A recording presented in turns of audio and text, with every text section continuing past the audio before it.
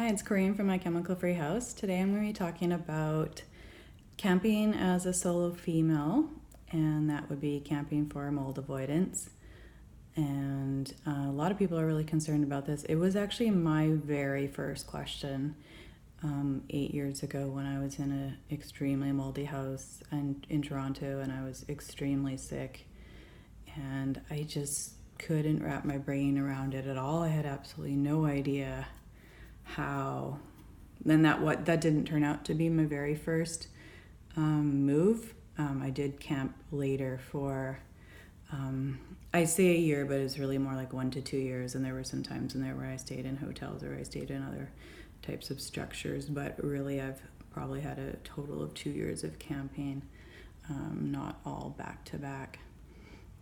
So I do see this question a lot in the groups, and I understand where it's coming from, and I think that especially if you don't have a lot of camping experience, it might just be like completely a mystery on how to even get started. So there's going to be 3 parts to this. There's going to be looking at the risk. There's going to be some practical tips, but really that's not really the main part. The main part is probably looking at where you should camp. Like what types of situations are safer to camp in. And of course, maybe a few little tips might be helpful, practical ones. But so the first one is starting with the risk. I think it's important to look at the risk. You can get an idea from talking to people locally where you want to camp. Excuse me.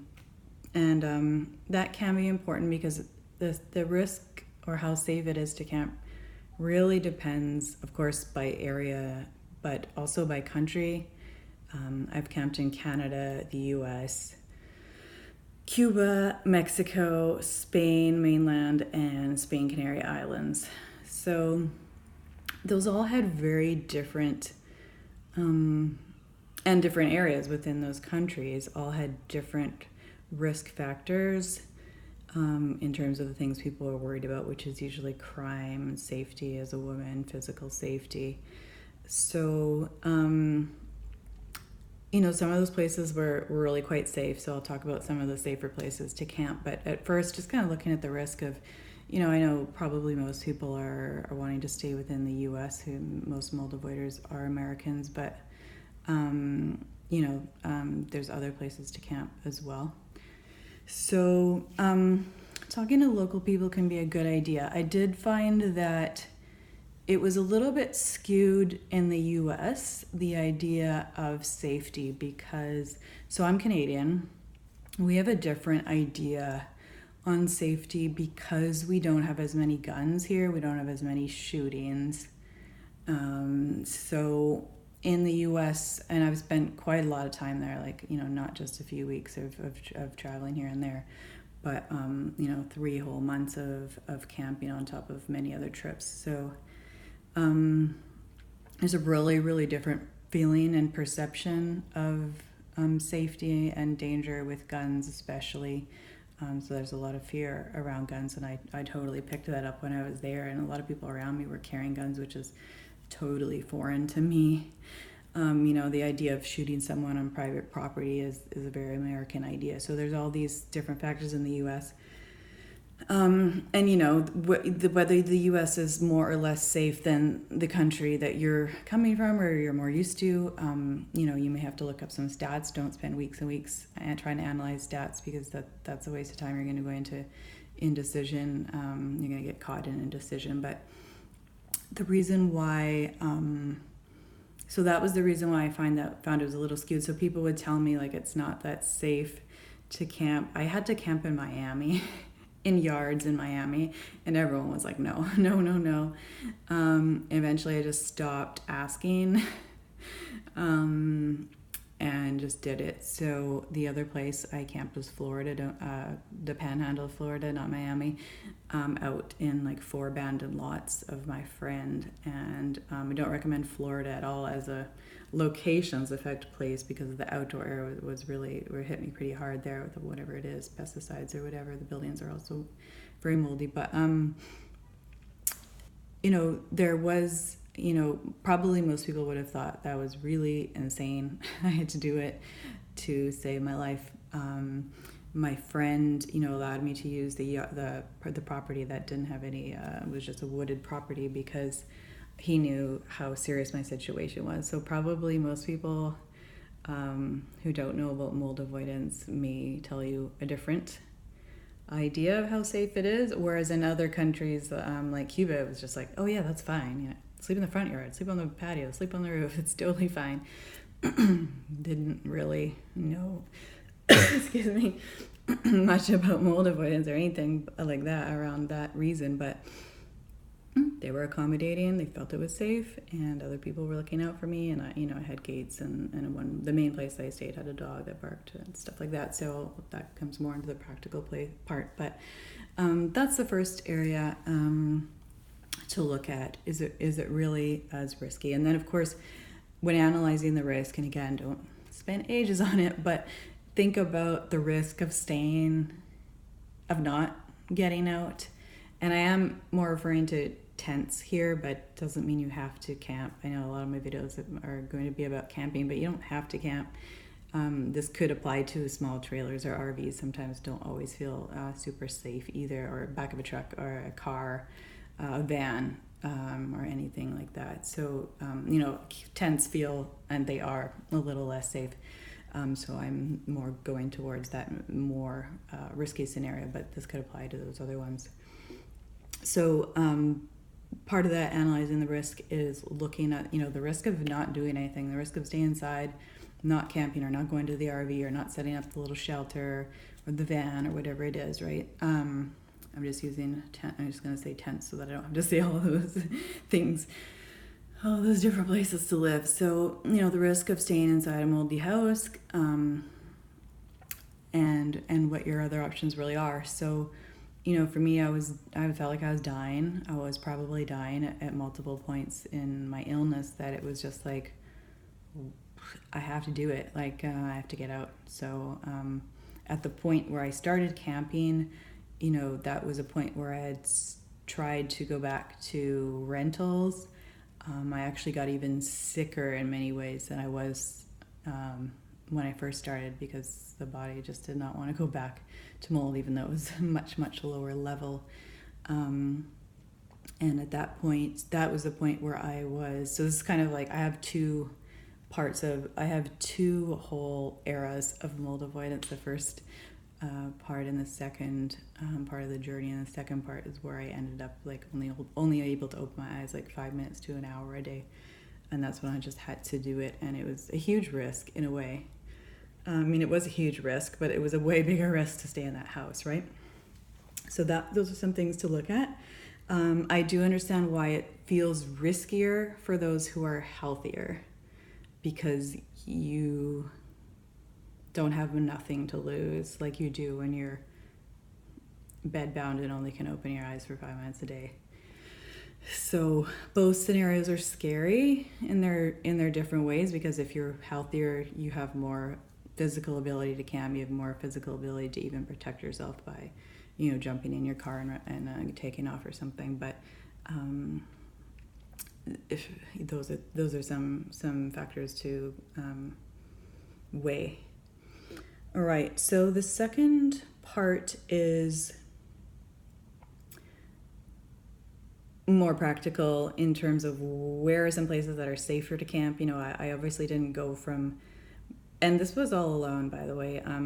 There were some points where I had a friend nearby, or there was no one usually camping. There was one point where someone was camping close to me, but who I knew, a friend, but mostly this was totally alone. So I'm going to be talking about more of that part, because that's what most people are concerned about. Of course, if you can find another mold avoider, who is very difficult to arrange camping with other mold avoiders, you could try, but there's a number of reasons why it's really, really difficult that I wasn't going to get into here. But places that are safer to camp. So I talked about in my video Camping for Those Who Can't Camp, how to camp. And that video is about people that are severely sick, severely disabled in terms of their functioning. and have a lot of limitations that had to do with illness, maybe not having a car. Actually didn't have a car for almost the whole time I was camping, which was even riskier. Did not have that escape, and also a place to sleep that's a little bit safer. It's a little bit safer in a car than a tent, right? So, all right. So places that are safer to camp. So I talked about in the video. Sorry. Camping for those who can't camp. I talked about eco villages because I really, really did well in an eco village, and there are many other organic farms that host campers. Usually it's an exchange it's a work trade, but you can offer to pay. Some of them need online work for some that can do that, for people that can do that. Some of the eco villages need accounting, website work, marketing, all kinds of things like that, organization of their back-end admin. So, there could be that work trade, but I'm really just thinking about places where you could pay to camp. And that is a place you can pay to camp. You can also put ads, you talk to kind of those, I've just emailed. Okay, so I've gone through directories of intentional communities. I've gone through the site Woofing, which it shows you work trade places, and I've offered to pay. I've put out ads in the local, if you have Craigslist or whatever the equivalent is. I have just cold emailed farms and little kind of eco communities, small little hippie communities, small little eco farms. I've just emailed them asking if I can camp there. When I put out the ad, I put the price that I want to pay, and it's often been really low, like $300, $400. Of course, it could be more than that, but I've put out ads for a helper who could also allow me to camp in their yard. They would have to have a pretty big yard. And that did work out too once. That was a really, really, really helpful situation for me. I was doing really poorly at that time. Okay, so those are often some safer places, and often, if it is that kind of eco village where there's multiple people camping, I like to be within earshot of a few people, ideally. Or it's just a very safe place, and you can just feel that there isn't going to be strangers walking up to your tent. Of course, there's other dangers other than humans. I did have a bear around my tent. That was pretty scary, so you want to learn about what to do when there's a bear, and you have to know whether you're in black bear country or grizzly country. Probably more likely black bear, which is better, less risky, but you have to know the precautions, and you have to know what to do, and it's good to have a tent that has 2 doors. Not that bears are very likely to rip open your tent, but it has happened. So especially if you have food in there, it's not that likely though.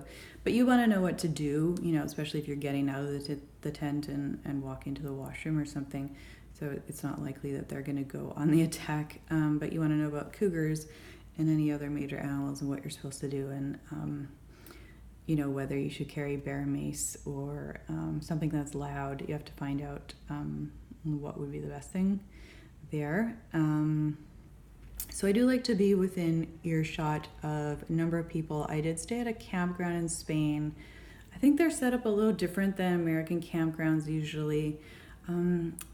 They're smaller, so there were a number, there were 10 to, maybe depending how loud I could be, 10 to 50 people within earshot, which felt, super safe. You could also talk to the people camping next to you, maybe find other female travelers if there's any female travelers by themselves, or maybe a family that seems really nice. If you feel like you can really trust them, you have to use your instincts and maybe let them know, like if you have a horn or if you have an alarm. There's these little alarms where you pull the pin. I used to carry those in Toronto, not camping, just in Toronto, dangerous parts. Or the little horns. You want to be able to get someone's attention and let them know, if you are camping in a yard or on a huge property in a farm, let them know that you have a horn, and that means you need help if you can't get to your phone quick enough. Obviously, hopefully you have a phone. I didn't have a phone in a lot of these places, or I was out of reception area. I guess I had a phone most of the time, but I was out of reception area sometimes here. So, you get more comfortable with time, and more time and more experience, and you start to feel out more places, and you're going to gain confidence, and you're going to figure out, it's going to not seem as scary and not seem as weird as you figure out what's within your safety comfort level. So that'll just get easier with time, and you can meet other other campers along the way, and you can talk to other females, and maybe families or small groups that seem friendly and nice. So you'll find out more, and that will always be helpful. And you can even tag along with someone. Maybe if they don't mind, you just say, "Do you mind if I take the next spot next to you?" Because I'm by myself, if you trust them. So, so the Eco Village Farm, is still an idea I really like. Again, like it could just be a large property. And the smaller campsite, like the one in Spain, I don't recommend it necessarily, because the soil was really, I don't know if it was Sayana, it was horrific.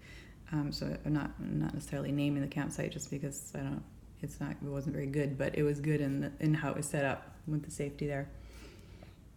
I mentioned that I alluded to it in the Camping for Those Who Can't Camp video, because it had a little restaurant, it had a little store. The people that worked there were very helpful, and I had to ask strangers for help all the time.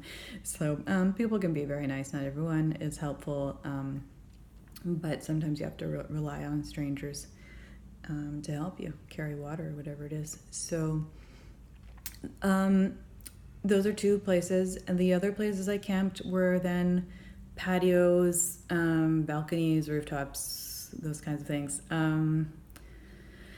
And that is usually safer, of course, especially if you're like on an upper level, or depending on where you are, the country, and again, the region and how safe it is. You're likely to be very in view compared to a farm or huge property where I try and make sure I'm tucked away. If I'm, I've definitely slept in on a lot of patios and terraces and rooftops where I've been totally in full view, and so in a way that's a little riskier, but it depends where you are, right? That was a lot of the patio camping was in Cuba, but also in Spain. And Cuba is a very safe place, very safe, and that's where I said people were totally fine with it. They were definitely looking out for me, the people that lived there. The challenge there, apart from being in view, is that you're very close to a house. So for mold avoidance, you've got to be really careful. You've got to already really be unmasked at that point, so that you can pick a house that's safe enough to be that close to.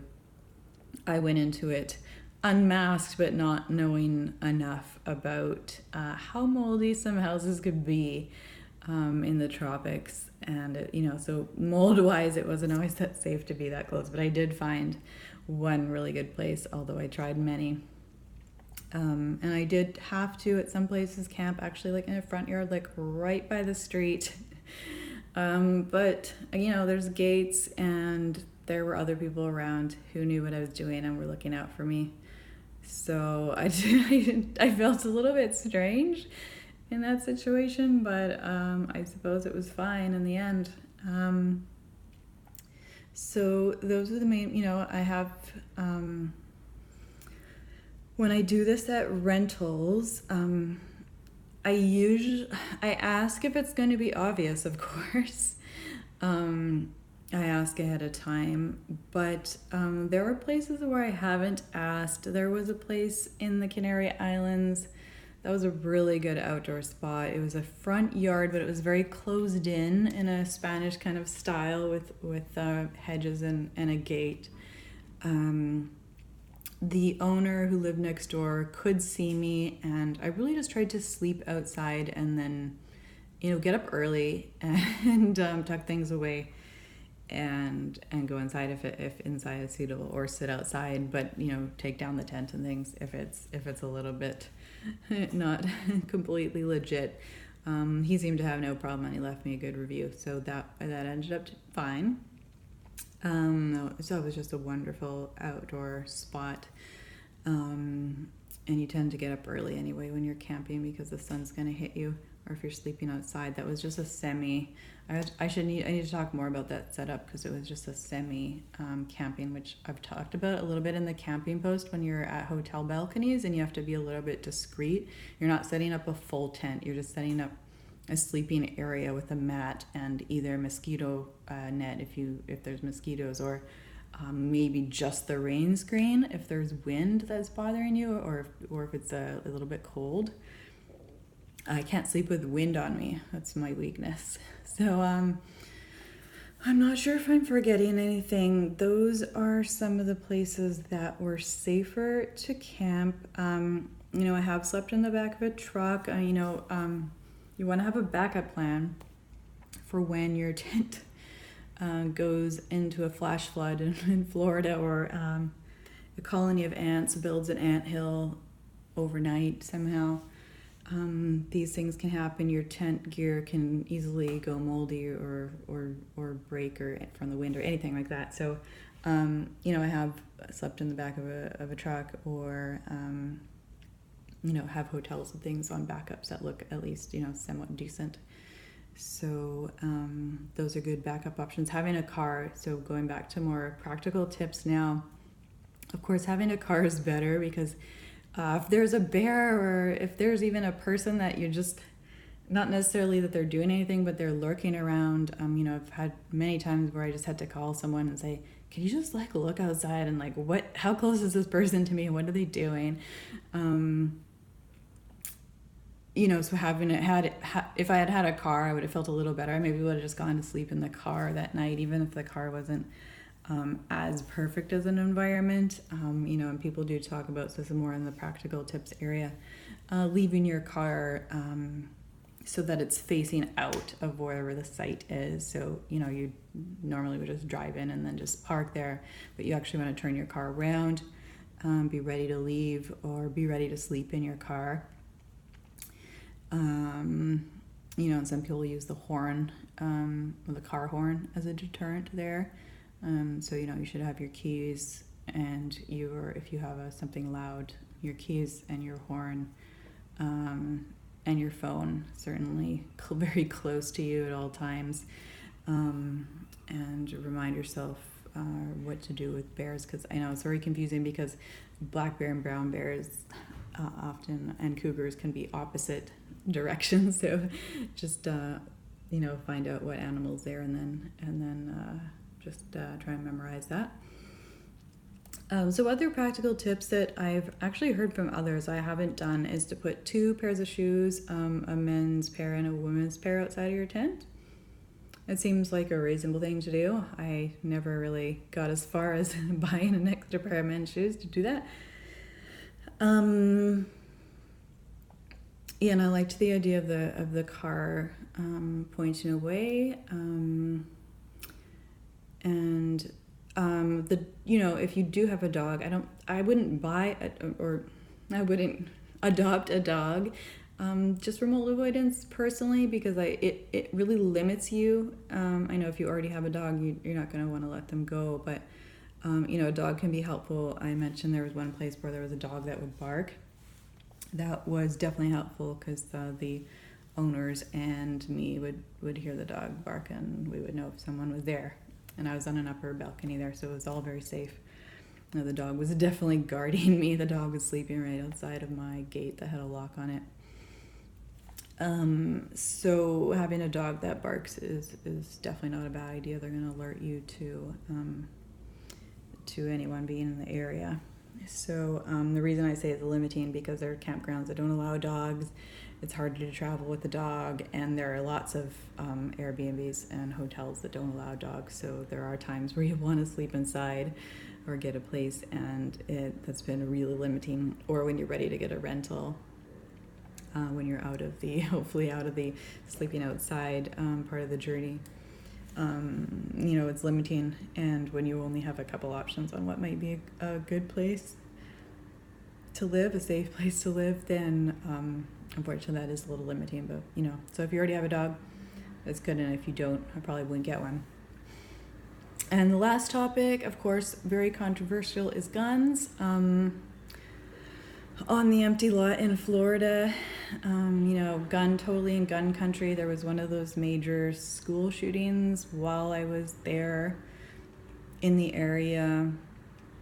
I've only shot a gun once. I'm Canadian, so that's not at all a normal thing to consider. So I think I would say for those who, like me, are not used to guns, never owned one, not into it, don't feel like you need to get a gun. It's definitely not necessary. There are, of course, many Americans who would advocate for having a gun, and that's an option in most of the U.S. or all of the U.S., I'm not sure, but I don't think it would make me safer. My friend really wanted me to have a gun in the tent, and he actually put a fake gun, which I think is also not allowed in Canada. I don't know if it was a rubber bullet gun that really looked like a gun. I don't think we're allowed to buy those here, but in the U.S. you can. And he really wanted me to have that in the tent, so it was in the tent. I had no intention of aiming it at anyone or any animal, really, because it's to me that was a bigger danger, to aim a weapon at someone who might have a real weapon. There was a time there where two people walked onto that property, and as we all know, private property is a major thing in the U.S., trespassing. And so I was quite shocked to hear two people walking by. They sounded like really friendly, and I think they were like, "Oh, someone's camping here." They shouldn't have been on the property, but they were like, "Oh, someone's camping here." And I was like, I think I just said, because they sounded so friendly, I think I texted my friend who lived across the street on the other property, but I was really nervous. Of course, my heart was beating really fast. I'm in Florida and someone's trespassing on private property, and I'm in the tent by myself. But,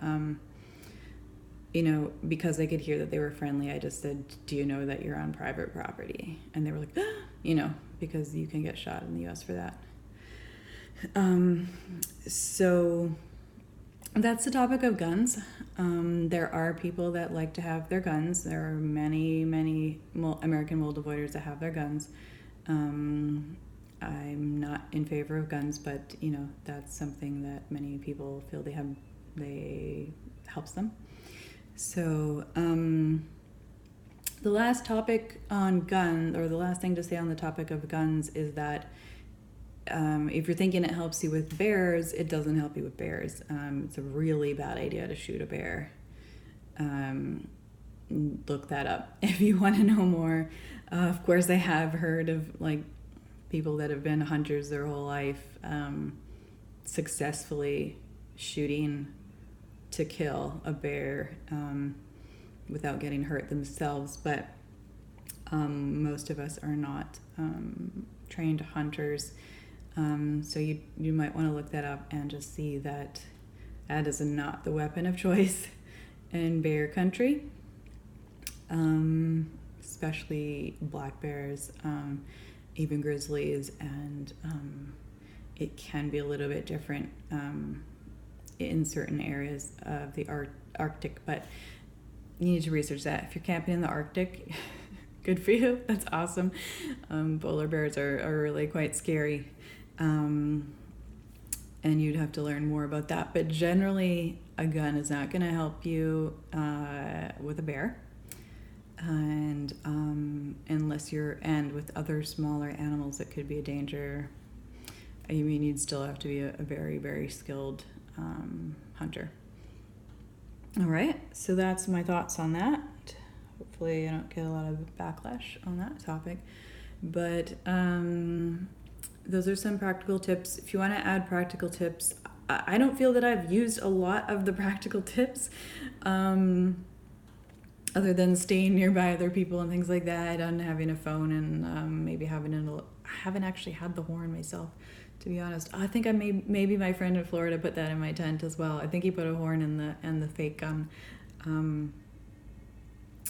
And the horn was a good idea, because if you have someone that's, I don't know, 200 feet away or something, you're going to want a device to like that to as I mentioned, to alert them to come out and help. All right. But yeah, I mean, I have to say I haven't really used a lot of the practical tips. I've used more of the strategy and just taking a risk. And, I do want to say that I am a rape survivor, not from mold avoidance or camping. So I'm not oblivious to the risk and sexual assault, and how scary that is for people, and how traumatic and all that. So I'm not oblivious to that. I didn't mention it specifically only because I actually tried for this video to look up stats of sexual assault in camping, and it wasn't really something I found any information on. Of course, it's, we're a unique group of female campers camping alone long-term for mold avoidance. There isn't really going to be studies on it. But I didn't really find any information to share. I guess I could say I haven't really heard in the whole 10 years of many things. I can't think of actually one incident, and of course not everyone's going to share everything that happened, but I've heard a couple like slightly scary stories, but in all the time that I've been watching mold avoidance, I can't actually think of someone. And send me a private message if you want on that. And I'm not saying it's never happened, that no one's ever been hurt physically or robbed or sexually assaulted in any way, but it's not a common thing that's in the mold avoidance groups. I can't think of one person that's publicly said it, or heard through the grapevine, or they privately messaged me. There's no one that's asked me not to say something about that. So yeah, again, I'm not saying it's never happened and it's not a risk and it'll never happen to you, but I'm going to end the video because I have a delivery. All right, I'll link to the relevant posts. Thanks for watching.